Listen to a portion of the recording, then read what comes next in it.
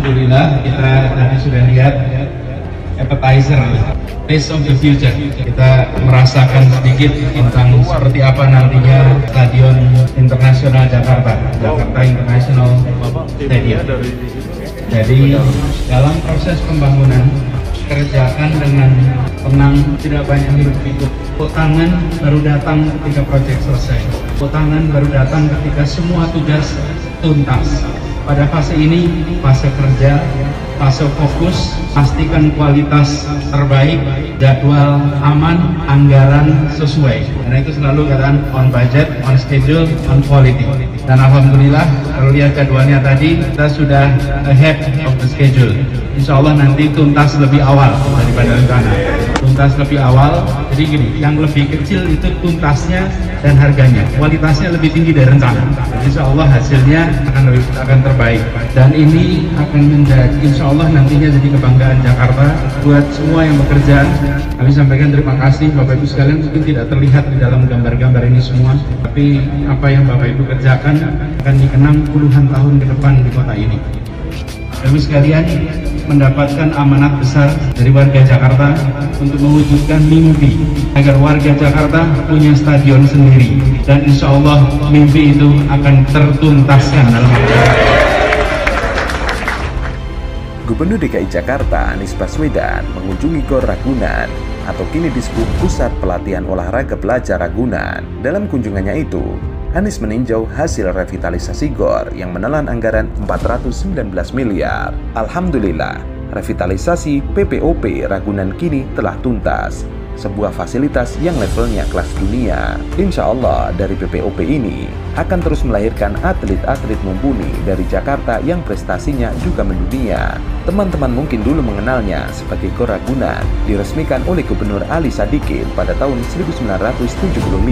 Lalu pada 2016 berganti nama menjadi PPOP DKI Jakarta di bawah naungan Dinas Pemuda dan Olahraga Provinsi DKI Jakarta. Kunjungan Anies ke PPOP Ragunan itu diunggah di akun resmi Facebooknya.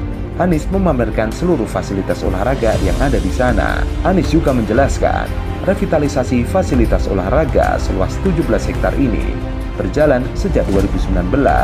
Nantinya, PPOP Ragunan digadang-gadang sebagai pusat latihan berstandar internasional yang mampu menampung ratusan atlet. PPOP Ragunan sejak 2019 direvitalisasi total oleh Dispora DKI dengan anggaran 419 miliar.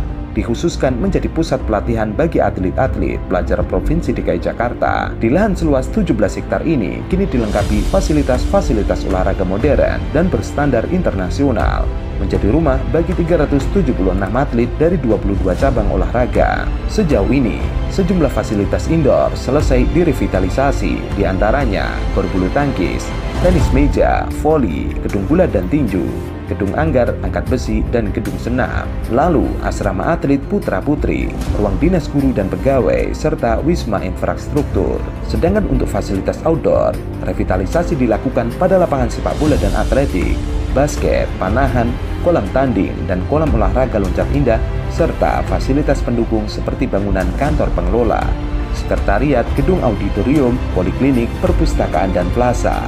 Selain fokus pada prestasi olahraga, para atlet pelajar ini juga ditunjang dengan kegiatan akademis, layaknya pendidikan formal di sekolah-sekolah pada umumnya. Selain itu, Gubernur DKI Jakarta Anies Baswedan resmi membuka 2 lapangan latih Jakarta International Stadium untuk digunakan sebagai lapangan latihan. Anies kemudian meminta agar fasilitas yang sudah diresmikan dan dibuat bisa digunakan dengan baik oleh masyarakat Jakarta. Begitu juga dengan pemeliharaan yang harus dirawat bersama dengan seluruh pihak, khususnya masyarakat Jakarta. Membangun satu hal, merawat hal lain. Mari kita tunjukkan bahwa kita memang bisa mengelola dengan disiplin, sehingga hasil pembangunan kelas internasional dapat dijaga dengan baik. Anies baru meresmikan lapangan latihan di stadion ini. Namun, peresmian Jakarta International Stadium secara keseluruhan belum dilakukan karena masih proses pembangunan. Adapun perencanaan pembangunan stadion ini telah melalui periode pemerintahan gubernur ke gubernur, mulai dari Fauzi Bowo hingga Anies Baswedan. Pembangunannya tarik ulur karena sengketa lahan pada saat itu. Adapun fasilitas lapangan latih tersebut memiliki luas bentang lapangan 165 x 68 meter yang diklaim merupakan standar dari Federasi Sepak Bola Dunia atau FIFA. Begitu juga dengan kualitas rumput yang ada di lapangan yang merupakan rumput hybrid. Corporate Communication Manager PT Jakpro Melisa mengatakan rumput hybrid yang digunakan memiliki daya tahan hingga 1000 jam pertandingan, jauh lebih kuat dibandingkan dengan rumput natural yang hanya bisa bertahan 300 jam pertandingan saja. Dengan memakai rumput hybrid, JIS dimungkinkan menghelat 2 pertandingan dalam 1 hari di pertandingan resmi berstandar FIFA. Selain rumput hybrid, lapangan latih tersebut juga dilengkapi dengan tribun penonton dengan kapasitas 600 orang. Lapangan latih tersebut diklaim memiliki fasilitas setara dengan stadion kelas dunia dan dapat menggelar pertandingan resmi tim junior, timnas, dan klub. Berikut juga dengan sistem penyiraman yang sudah dibuat menggunakan standar FIFA. Proyek JIS sendiri dibangun di atas lahan seluas 221 meter persegi dengan anggaran senilai 4,8 triliun dan ditargetkan rampung pada tahun 2021 mendatang. Stadion utama JIS sendiri direncanakan dapat menampung 82.000 penonton. Stadion JIS akan dilengkapi dengan atap buka tutup secara otomatis pertama di Indonesia, serta terdapat sky view deck di ketinggian 70 meter. Lahan parkir di area utama mampu menampung 800 mobil di parkiran VIP, dan VVIP nantinya diperuntukkan untuk para pemain sepak bola dan 100 bus di lahan parkir. Stadion JIS nantinya akan dilewati oleh jalur kereta api, LRT, dan MRT. Hal ini karena di sekitar stadion kelak akan dibangun sejumlah fasilitas umum dan sosial yang mengutamakan seni budaya dan lingkungan.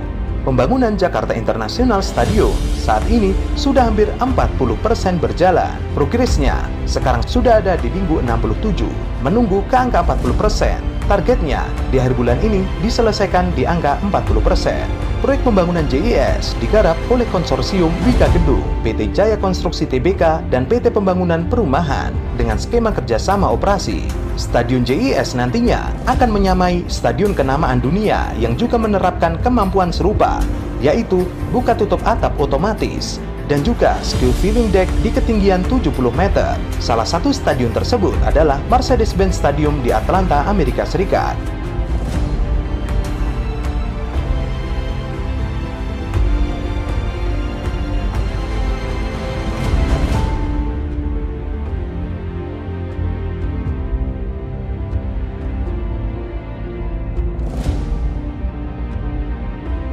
Diperbanyak aja jalurnya di Jakarta ini supaya kita pesepeda lebih gemar bersepeda untuk berangkat ke kantor maupun aktivitas sehari-hari.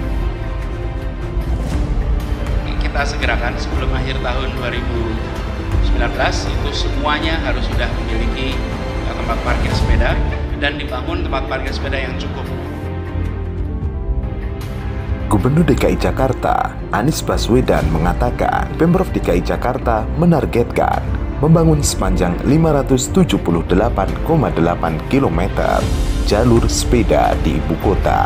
Ia menuturkan jalan yang akan rampung pada tahun 2030 akan memulai pembangunan di tahun 2021 yang ditargetkan terbangun 101,2 km. Sementara untuk tahun 2021 ini, Pemprov DKI menargetkan terbangun 101,2 km jalur sepeda.